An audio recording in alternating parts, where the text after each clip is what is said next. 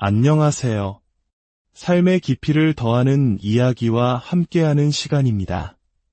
오늘 우리가 나눌 이야기가 여러분의 마음에 작은 울림을 남긴다면 좋아요와 구독으로 저희의 여정에 동행해주세요.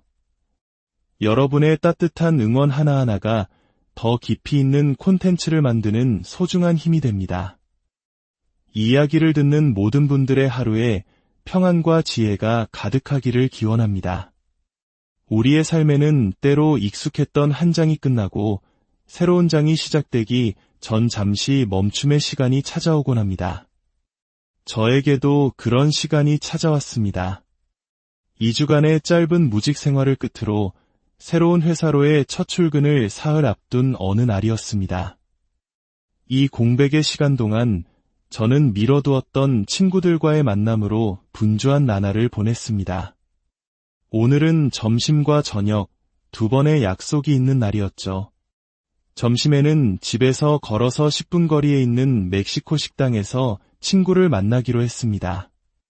병원에서 일하는 그 친구를 만나러 가는 길, 문득 이 동네에 유난히 병원이 많다는 사실을 새삼 깨닫습니다. 도시의 풍경 속에서 사람들의 삶과 건강, 그리고 치유의 공간들을 스쳐 지나갑니다. 새로운 시작을 앞두고 저는 중요한 결심을 하나 실행에 옮겼습니다. 바로 작은 사무실 공간을 계약한 것입니다. 집에서 온종일 있다 보니 좀처럼 일에 집중하기가 어려웠습니다. 새로운 회사에서의 수습 기간도 있고 개인적으로 진행하는 유튜브 작업에도 집중할 환경이 필요했기 때문입니다. 제가 계약한 곳은 여러 사람이 함께 책상을 공유하는 코워킹 스페이스입니다. 혼자만의 독립된 공간은 아니지만 오히려 다른 사람들의 열정적인 분위기 속에서 긍정적인 자극을 받을 수 있을 거란 기대감이 듭니다.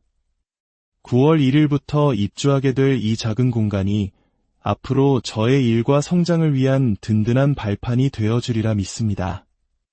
일도 그리고 이 채널을 통한 여러분과의 소통도 모두 이곳에서 더욱 뜨겁게 타오를 것입니다. 드디어 첫 출근 날 아침이 밝았습니다. 8월 11일 아침 8시 반.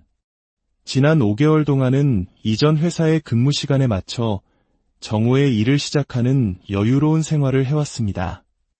하지만 오늘부터는 다시 아침형 인간으로 돌아가야 합니다.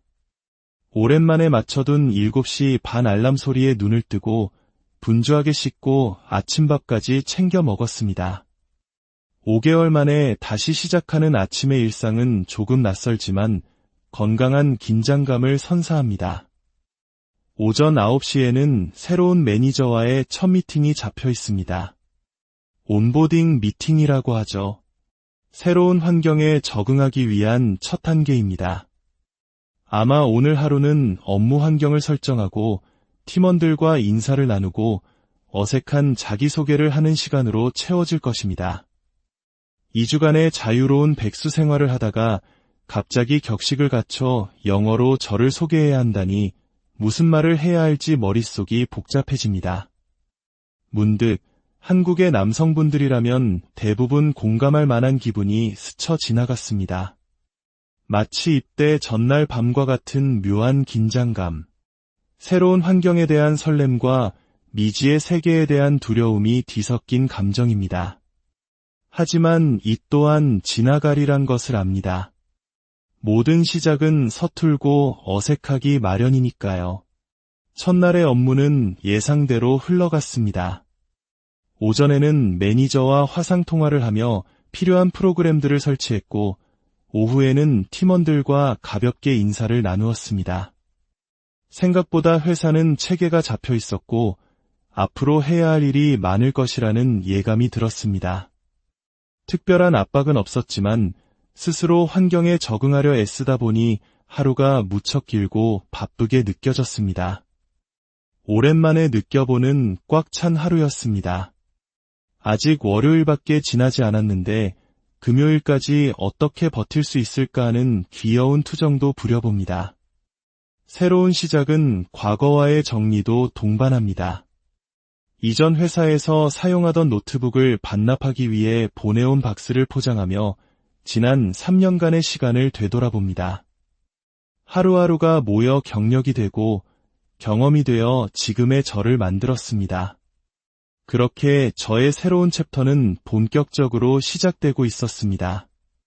새로운 일상에 적응하며 저는 아침 운동이라는 새로운 습관을 만들기로 했습니다. 여름이 끝나가자 저녁 시간의 운동 클래스는 예약하기가 하늘의 별 따기였습니다.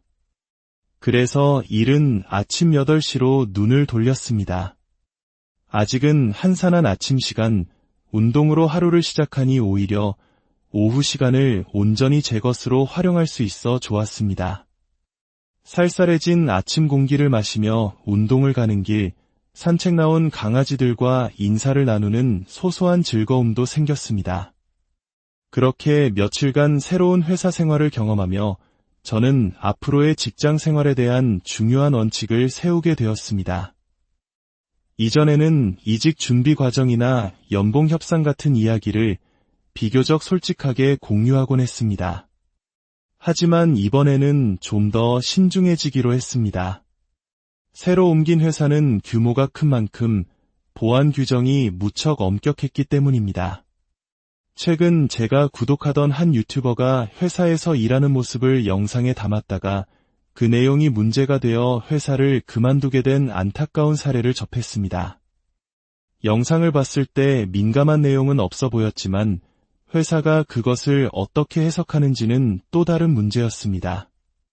저 역시 그런 위험을 감수하고 싶지 않았습니다. 더 근본적인 이유는 캐나다에서 몇 년간 직장 생활을 하며 얻은 값진 깨달음 때문입니다. 이곳의 직장 문화 속에서 제가 내린 결론은 명확했습니다. 연봉을 가장 효과적으로 그리고 가장 확실하게 올리는 방법은 회사 내에서 승진을 위해 애쓰는 것보다 실력과 경력을 쌓아 더 나은 조건의 회사로 이직하는 것이라는 사실입니다. 이 깨달음은 저의 직장 생활에 대한 태도를 완전히 바꾸어 놓았습니다. 이제 저는 회사의 금전적인 보상을 기대하며 무조건적으로 열심히 일하지 않을 것입니다. 대신 회사에 있는 동안에는 새로운 기술을 배우고 다양한 경험을 쌓고 저의 경력을 개발하는 데 온전히 집중할 계획입니다. 회사는 저에게 월급을 주는 곳이기도 하지만 동시에 다음 단계로 도약하기 위한 성장의 발판이 되어주는 곳입니다. 배움을 최우선으로 삼고 그렇게 쌓은 실력을 바탕으로 더 큰 기회가 왔을 때 망설임 없이 잡는 것. 그것이 바로 제가 찾은 현명한 직장 생활의 방식입니다. 이러한 생각의 전환은 제 마음을 한결 가볍게 만들어 주었습니다. 회사에 대한 불필요한 기대를 버리니 오히려 제가 할 수 있고 배울 수 있는 것들이 더 명확하게 보이기 시작했습니다. 이제 저는 흔들리지 않고 저의 성장에만 집중하며 묵묵히 나아갈 것입니다. 여러분은 한 달에 얼마를 저축하고 계신가요? 혹은 은퇴 준비는 어떻게 하고 계신가요? 누군가 저에게 이런 질문을 한다면 저는 선뜻 대답하기가 어렵습니다. 이상적으로는 수입과 지출, 저축 계획이 명확해야 하지만 현실은 그렇지 못했습니다. 월급이 들어오면 카드값과 주택담보대출금을 내고 남는 돈이 있으면 저축하는 방식. 통장에 돈이 남아있으면 심리적으로 씀씀이가 커지는 것은 인지상정입니다. 그런데 이전 회사에는 저의 이런 무계획적인 저축 습관을 바꿔준 고마운 제도가 있었습니다. 바로 RSP 매칭 프로그램입니다. RSP란 캐나다의 개인 은퇴 저축 계좌를 의미합니다. 한국의 국민연금과 비슷하다고 생각할 수 있지만 개인이 자발적으로 추가 납입하고 회사가 그 금액의 일부를 지원해준다는 점에서 차이가 있습니다. 이 제도의 가장 큰 장점은 월급이 제 통장에 들어오기도 전에 일정 금액이 자동으로 공제되어 RSP 계좌로 들어간다는 점입니다.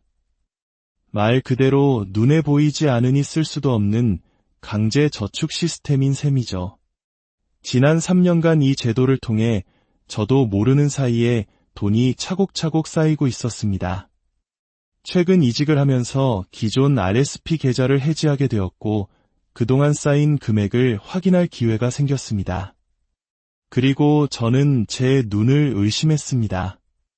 무려 23,000달러, 한국 돈으로 약 2,300만 원에 가까운 돈이 모여 있었던 것입니다.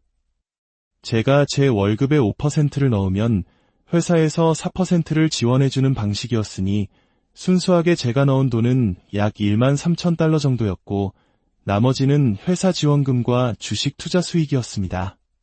그것은 마치 제가 모르는 사이에 누군가 저를 위해 몰래 비상금을 만들어준 것 같은 뜻밖의 선물이었습니다. 의식적으로 넣은 돈이 아니었기에 그 존재조차 잊고 지냈던 돈. 이 경험을 통해 저는 깨달았습니다. 저축은 의지만으로 되는 것이 아니라 돈이 쌓일 수밖에 없는 시스템을 만드는 것이 중요하다는 사실을 말입니다. 다행히 새로 옮긴 회사에도 이 RSP 매칭 프로그램이 있어 저는 망설임 없이 바로 신청했습니다.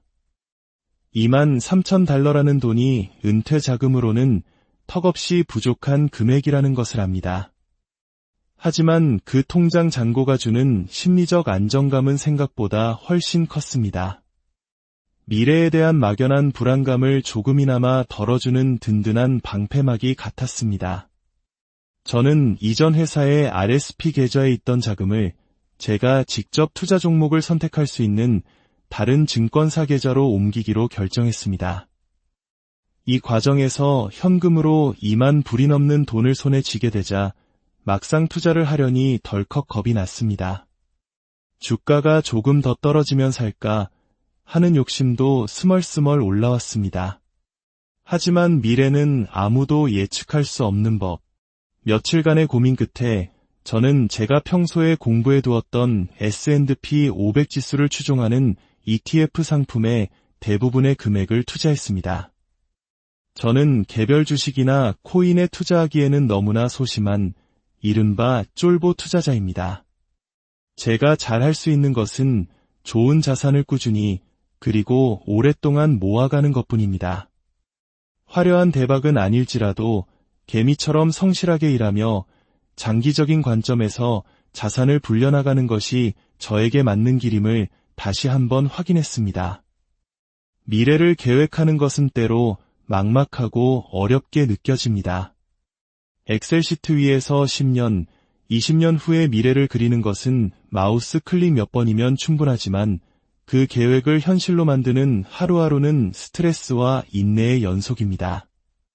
하지만 오늘 제가 나눈 이야기처럼 우리도 모르는 사이에 작은 씨앗이 자라나 훗날 든든한 나무가 되어줄 수 있습니다. 중요한 것은 하루라도 빨리 시작하는 것입니다. 복리의 마법은 시간이 가장 큰 재료이기 때문입니다. 1억을 모으는데 10년이 걸렸다면 그 1억이 2억이 되는 데는 5년밖에 걸리지 않을 수 있습니다. 저의 이 작은 경험과 자산 현황을 공유하는 이유는 저와 비슷한 고민을 하고 계신 분들과 함께 으쌰으쌰하며 나아가고 싶기 때문입니다. 우리의 미래를 쌓아가는 여정은 단거리 경주가 아니라 평생에 걸쳐 뛰는 마라톤과 같습니다. 서두르지 않되 멈추지 않고 하루하루 성실하게 내딛는 발걸음 속에 우리의 희망찬 내일이 있습니다. 지금까지 들어주셔서